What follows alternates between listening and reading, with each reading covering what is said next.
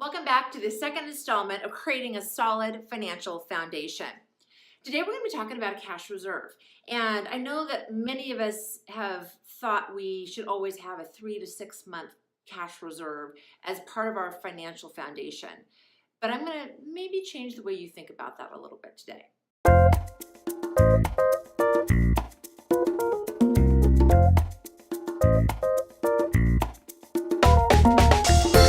The first thing that we really need to understand is what creates this foundation. Last week we talked about the cash reserve, having the proper protection planning or insurance in case of emergencies, illness, early premature death.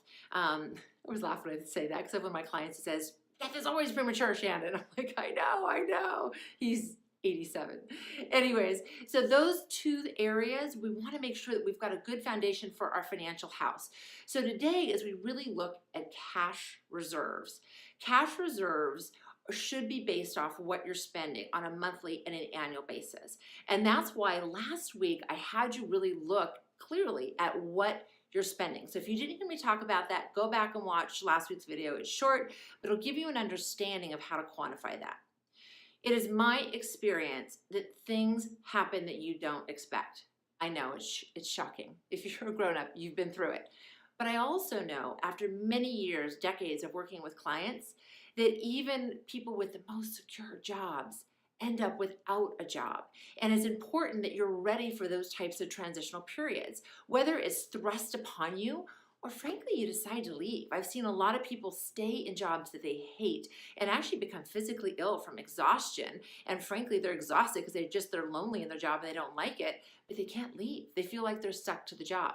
So a cash reserve should be there for emergencies, opportunities, for transitions, for giving you freedom to do what you want to do in your life and to stop that panic. If something happens, the refrigerator breaks, you need new tires for your car, you should expect that those things are going to come up and have the cash to pay for them, rather than going back to credit cards or to expensive loans to pay for them. How much do you need? Well, the rule of thumb I've heard, as I said earlier, was 3 to 6 months. This is what I base it on. Depending on what you're earning and what your actual cost of living is those are the two factors you need to think about. Often people forget with higher income potential, so if you're earning $75,000 or more, it's going to typically take you longer to find a job that will compensate you at that same level. So I would really encourage you to have closer to 6 months, 8 months to a year of cash available. I've helped 2 or 3 professionals here in the last couple of years and get back into the workplace that are above that $75,000. And what I have found is it takes anywhere from about 4 months to a year and a half for one. End up with a much better position than he had before, but it was a struggle, and it was mentally difficult for him to even spend the cash reserves. He felt like he was not providing well for his family. I had another woman who she got a job pretty quick, but she was then underemployed. She took a job that paid her less than she should have got for her skill set, but because she didn't have a large enough cash reserve, she felt the pressure to get back to work. So cash reserves and building one sometimes sounds like a burden.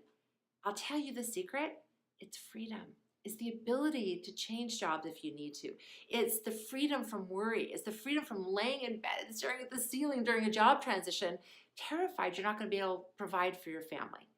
And if you can teach your kids to start early, to always have a little bit of cash put away, just in case, and it's for the good things too, not just the emergencies, they'll live a much more worry-free financial life. Please let us know if you have any questions. Please add comments and questions and I will get back to you. Have a great week. Next week, we're talking about debt and how to get it paid off while still building cash reserves. Have a good week.